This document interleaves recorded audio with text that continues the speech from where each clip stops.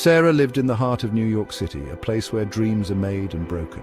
Her life looked perfect on the surface, a picture of success and happiness. She had a great job, a loving family, and a vibrant social life that many envied. Yet a persistent sadness lingered beneath the surface, a shadow that never seemed to lift. I felt an emptiness that my material possessions and accomplishments couldn't fill, no matter how hard I tried. Days turned into weeks, and weeks into months, with me feeling increasingly lost, as if I was drifting through life without a purpose. The more she tried to distract herself, the more pronounced the emptiness became, gnawing at her soul. Sarah sought solace in fleeting pleasures, hoping they would fill the void. Late-night parties and endless shopping sprees became the norm, a temporary escape from her reality. I surrounded myself with people, but deep down, I felt utterly alone, as if I was invisible in a crowd. The laughter and conversations felt shallow, failing to penetrate the loneliness that had taken root within me, making me feel even more isolated. Each morning, she woke up with a sense of dread, the weight of her own existence pressing down on her, making it hard to even get out of bed. The city that never sleeps offered no respite from her inner turmoil. Its lights and sounds a constant reminder of her discontent.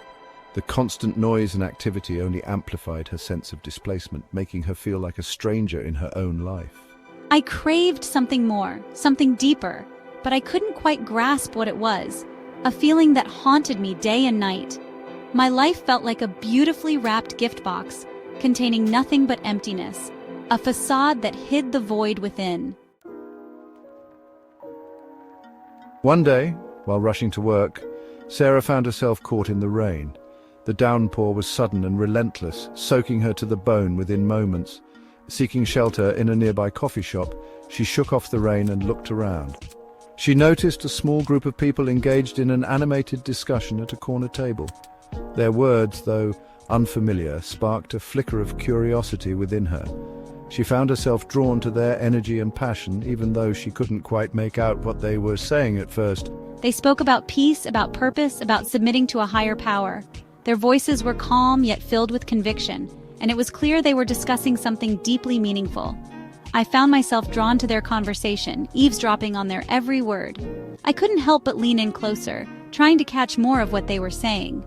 As she listened, Sarah felt a strange sense of recognition. It was as if the words were unlocking something deep within her, something she had been searching for unknowingly. The concepts they discussed resonated with her own longing for something more meaningful. She found herself nodding in agreement, feeling a connection she couldn't quite explain. She learned they were talking about Islam, a faith she had only encountered through distorted media portrayals. This revelation intrigued her even more, as it contrasted sharply with what she thought she knew. Intrigued, I decided to approach the group. My heart was pounding, but my curiosity was stronger than my fear. With a mix of nervousness and excitement, I asked if I could join their conversation. My voice trembled slightly, but I was determined to learn more. The group welcomed Sarah with open arms, their faces radiating warmth and sincerity. They made her feel at ease almost instantly, as if she had always been a part of their circle.